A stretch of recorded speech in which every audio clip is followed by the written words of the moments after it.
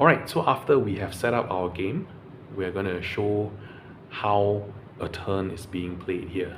Okay, so right now I have me, this is my hand, and we have our friend Jason here, this is Jason's hand.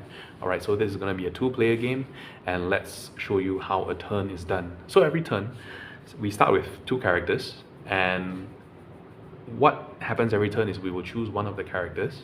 Okay, of course, in secret, we don't have to show anyone, and we're going to send them to these locations around the board. Okay, so after we have selected our character, make sure that everyone is ready. Okay, we will say 1, 2, 3. Okay, and we'll point our characters at wherever we want to go. Like for example, I've chosen to go blueprints, and Jason here has selected to go to codex. So if that happens, then no problem. We'll just do our things there. I'm going to do my thing here, and he's going to do his thing there. But what if we both end up at the same location? For example, we both end up at quarry. If that happens, that's going to be a conflict. Okay, so let's zoom in on these cards. Okay, on the top left corner of each card, you will see a rock, paper, or scissors symbol. Okay, so this is going to be used when there's conflict. Okay, if you don't know how to play rock, paper, scissors, this is how you play it. Scissors defeats paper, paper defeats rock, and rock defeats scissors. So in a two-player game, this is very straightforward. He's the one who wins, I'm the one who loses, so he gets to access the place. And what happens when you access the Genesis chamber is, it says here, you gain 1 grunt, which is what Jason has done. He has taken the liberty of taking a grunt. Okay, the only difference is the quarry, where even if you lose, you'll still get 1 Q1. Okay, of course, if you win, you get 2.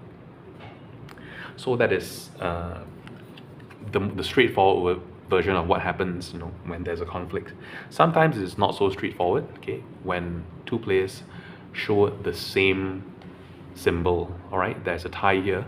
What happens? And of course, we can't have ties here. Somebody needs to win. All right. One of the ways is to send a backup card. Like for example, I have this backup character in hand. Okay, you will see backup characters by, you will say backup here, or you can see there's this starburst frame around it. Okay, like for example, this backup character has a rock symbol on top. Okay, so if there's a tie, scissors, I can send in the backup character to help me. And of course, when you send in the backup character this way, you will have to discard the backup character after you use it. What if you don't have backup characters though, especially in the start of the game? Then you'll just have to play actual rock, paper, scissors. Okay, so that is basically one turn. You will send your characters to the locations. Then after that, you do whatever the location says. For example, Genesis Chamber and Quarry, you get to collect resources.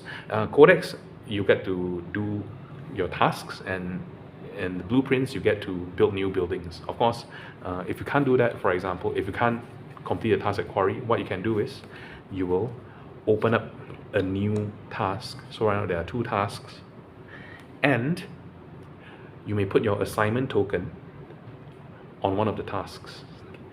The benefits of putting an assignment token of the task is, it's something like, you prioritize this task. This task is prioritized to you.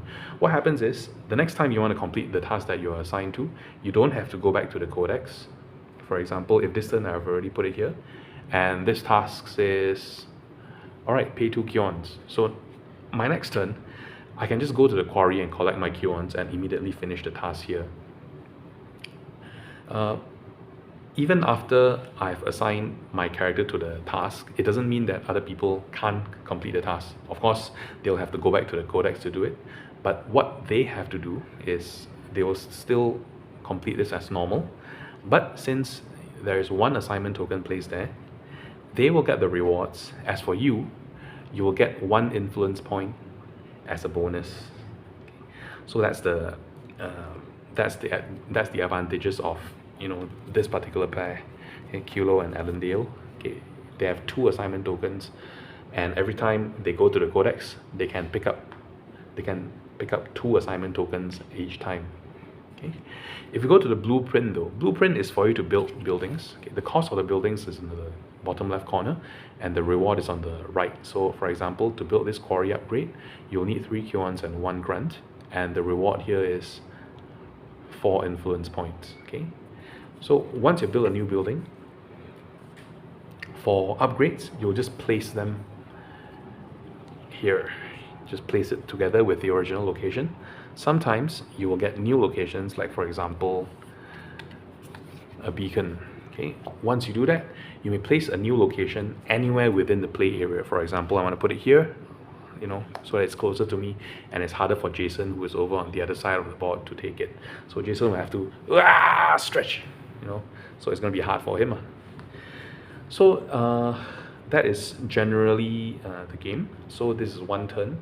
You get to do things here, and after everybody has done their thing, they have collected their things, they have completed their tasks, they have assigned their tasks, okay, then you will just move on to the next turn, and so on. There is something special that will happen at the end of, you know, each milestone. So each milestone is being marked by, okay, milestone 1, you're going to have 10 influence points. After you finish this 10 influence points, you go to milestone 2, where you have 15, and we end in milestone 3, where the pool will be 20 points. After you finish 20 points, the game ends. Everyone totals their marks, their influence points, and the player or players with the most grunts get a bonus 2 points, and the player or players who completed the most tasks will get another 2 points. So in short, yeah, this is a point scoring game. In the end, it is still about, you know, who goes around to complete the most tasks or build the most buildings, so that you'll get the most points. But of course, the difference here is that the turns are simultaneous, and there's a bit of a, you know, a party game feel to it, you know, since it's gonna get a bit chaotic. So the game probably takes, I don't know, maybe 2-3 games to familiarize. And you know, if you, after getting this game and you have any questions, you know, just feel free to shoot me a message on Facebook, facebook.com/crafters of Quasar. I'll be very glad to answer all your questions, and I'll be also glad to hear, you know, you have any reviews for it. Okay, so that's all for me for now. Yeah, so hope you enjoy this video, and you know, hope you get to enjoy the game. Thank you.